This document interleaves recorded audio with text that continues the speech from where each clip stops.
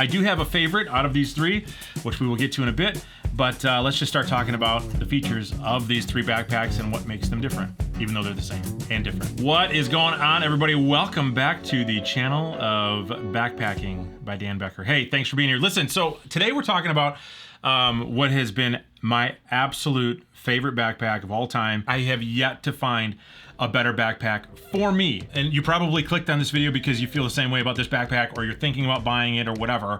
But now you're at a point where you're like, well, you know, which version of this backpack am I gonna buy? I have backpacked with all three of these versions. I obviously own all three of these versions. I have different liter sizes of these backpacks. And that's just because I review backpacks. It's not because, like, you know, I have one for specific needs. It's simply because I wanted to be able to provide information to you guys. That's why I have all three versions of this, and I wanted to try them all. So we're gonna get into some things that aren't my favorite about this backpack, and we're gonna get into some things that I thought were failures that really weren't failures on this backpack. This backpack is really so good, in my personal opinion, that the positives really outweigh any of the negatives. So, as I've told you before, I am not good at stats. I'm just terrible when it comes to stats and remembering stats. So I will be putting up on the screen for you guys stats, and I'm not even gonna try to remember stats, even though I'll probably say stats throughout this video. But so over here we've got the Hyperlite Mountain Gear. This is the 40 liter Southwest. This is the 40 liter Junction. And this is the 40 liter Wind Rider. And the only difference between these three backpacks is really the outside of them. And they're just designed for different environments more than anything. So when you look on Hyperlite's website, they are gonna be called the 3400, and that represents the 40 liters. But they also come in a 4400, which represents 55 liters.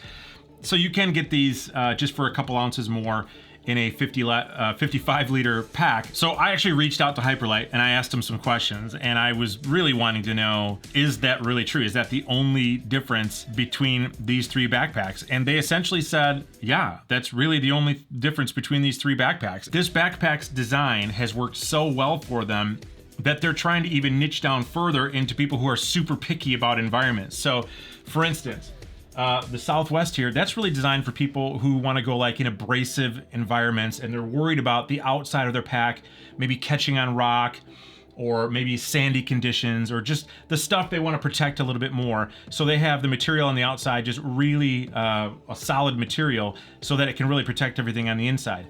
Now over here you've got the Wind Rider, which is an all netted material. And this is really designed for the person, according to Hyperlite, who's in really damp conditions. Say you are, you know, hiking in, I don't know, where would they be hiking, Gordon? They'd be hiking in rainforests. Or maybe they're hiking in highlands, or they're hiking in ridgelines where there's exposure to rain, right?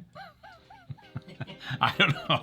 They're wanting you to know that this is, you can dry out stuff back here is really what it is. And then there's this one in the middle here. This is the Junction. Yes, this is the Junction. And this is sort of the sweet spot. So this is like, you've got the ability to dry stuff out. Honestly, that's my favorite one, because what I've noticed is when I, for instance, put my trekking poles in my water bottle pockets, the pole will actually catch on the net of the water bottle pockets. And I'm taking stuff in and out of there frequently. You know, water bottles, trekking poles, fishing rods. No, there's something else. Water bottles, trekking poles. Oh, camera tripods. I take out camera tripods the entire trip. And so for me, I really like having a solid water bottle pocket for that reason. Stuff just doesn't get caught in it.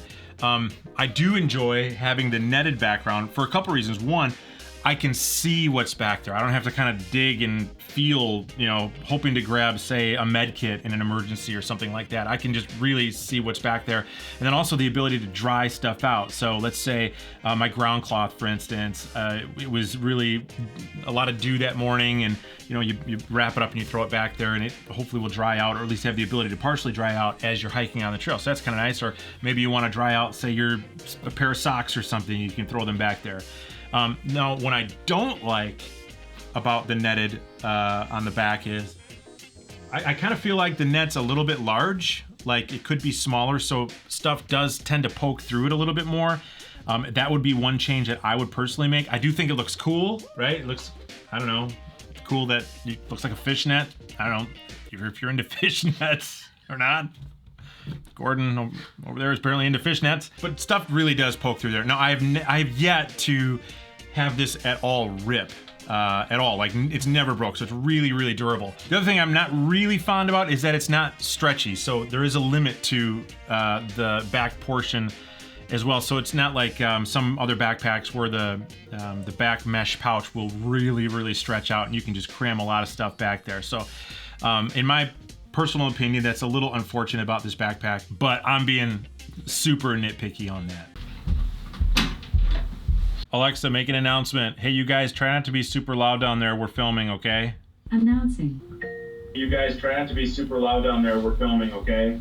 So with all three of these backpacks, the internal volume of the backpack is where you're getting your 40 liters, and the external volume, according to Hyperlite, is 9.8 liters. So we'll just call it 10 liters. So it's essentially a 50-liter backpack. So that would include all of the back mesh pouches, whether they're solid or mesh, the water bottle pockets, and then also the hip belt pouches. One of my favorite things about this pack is that it can hold comfortably, in my personal experience, about 35 pounds or so.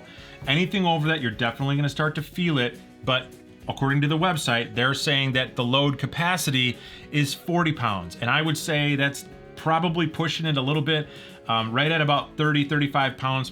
I can feel it on my shoulders a little bit. It does tend to kind of push on my collarbones here a little bit. Not terrible, but I do love having such a lightweight backpack that can carry a heavier load, especially because I carry a lot of camera gear. I mean, I'm hiking with sometimes 9 to 10 pounds worth of camera gear, from my tripod to my big camera that I'm carrying. Sometimes I bring a drone. So that's helpful to me to have that ability to carry the heavier load, even when the gear that I'm backpacking to actually camp with is actually pretty lightweight. Now, there's a lot of manufacturers out there that are making Dyneema backpacks. And if you don't know what Dyneema is, it's just a very strong fabric that was originally invented for sailboat sails. And without getting too deep in the history, it is, for how light it is and how strong it is, I don't think you're gonna find much better, especially since it's completely waterproof, 100% waterproof. So it's just taken over the backpacking and camping world by storm, and a lot of different gear items are starting to be made out of it. But this backpack, even though the material is waterproof, the backpack itself is definitely not waterproof, as I have learned the hard way, where I actually had one of my Hyperlite backpacks completely soaked through, and that's just because along the seams, especially at the top of where the shoulder straps touch the top, that is not taped, so water can get in there. So even with this backpack, you're going to want to have some sort of a pack liner, a dry bag, something to keep that stuff on the inside of your backpack as dry as possible while you're hiking, so that you can get to camp and, you know, not be sleeping in a wet, soggy sleeping bag. This is also an Overbuilt, in my opinion, and it's not a bad thing, but it's an Overbuilt backpack. It is extremely strong, extremely well padded, extremely sewn for what this backpack is designed for. So I have yet to have anything tear or rip or anything on it at all. I did have actually a hole put in one of my backpacks, but that's just because when I was hiking actually in Utah in the Canyonlands, and there's a lot of sandstone out there, and I was bending under like a canyon and rock coming over, and my Dyneema just sort of rubbed along the canyon like sandpaper and rubbed a hole through the Dyneema. That was totally my fault. It wasn't the backpack's fault. Any Dyneema is going to do that eventually, but this thing is just an overbuilt machine. It's awesome for what it can do. The weight of this backpack being only at about 2 pounds, but being able to carry as much as it can and be as strong as it is really impressive. Another cool thing about this backpack is that the hip belt pouches are fully attached. A lot of the manufacturers out there that make Dyneema backpacks are selling hip belt pouches separately, and you got to put them on yourself. I don't understand that. You know, maybe you just want to try to save a couple ounces, or you don't like the hip belt pouch for whatever reason, but I like that it's fully attached because I can open it and close it with one hand. I don't have to reach over and hold a loose hip belt pouch on and then, you know, try to unzip it with the other hand. I can just easily unzip it, zip it back up while I'm hiking. Just makes things a lot easier, a lot quicker. And then having the waterproof zippers on the hip belt pouch is really nice as well. You don't have to worry about, you know, putting some electronics in there like a cell phone, maybe your headlamp, a battery bank, where that's gonna get wet while you're hiking. It just stays nice and dry in your hip belt pouch. So if you're looking for a backpack that has a lot of pockets, a lot of compartments, places to put stuff where you can remember where everything is, this is not the backpack for you. This is really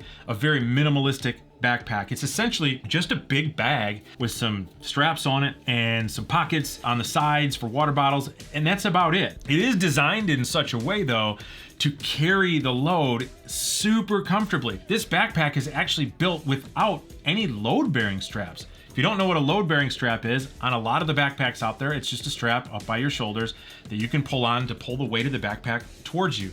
Well, this backpack doesn't even need those load-bearing straps. So there's a couple reasons for this. This backpack is really only designed to carry 40 pounds at a max, which is actually really good for this type of a backpack. Because of that, Hyperlite doesn't need to put the load-bearing straps on there because the load-bearing straps are typically for backpacks that carry a lot more weight. They also put a lot more padding, like around the hip belts and the shoulder straps, to accommodate for some of that uncomfortableness that you might experience otherwise. And then they've designed their packs for the weight distribution to be done on the inside rather than the outside. So for instance, they sell their pod system. They're just Dyneema bags essentially that are literally sewn in such a way that they perfectly fit inside of their backpack, and I have used them and they are awesome. They are expensive though, so keep that in mind. They're not necessary. You can still use the backpack without them, but they are designed in such a way to help distribute the weight a little bit more evenly. That helps alleviate the need for the load-bearing straps as well. Now I will just say also that for winter time or for, again, wet conditions, I do enjoy using the Southwest. So I've got a 55 liter Southwest. So in reality, that's more of like probably a 65 liter when you include the outside packs and the hip belt pouches. And I like that because it will fit all my winter gear, and then I'm not afraid to like slam it down in the snow and worry about anything on the outside getting wet on the inside. So that's really, really nice. So they really design all these backpacks to handle pretty much any environment you can think of, or any backpacking trip you can imagine. So there's places for trekking poles, ice axes.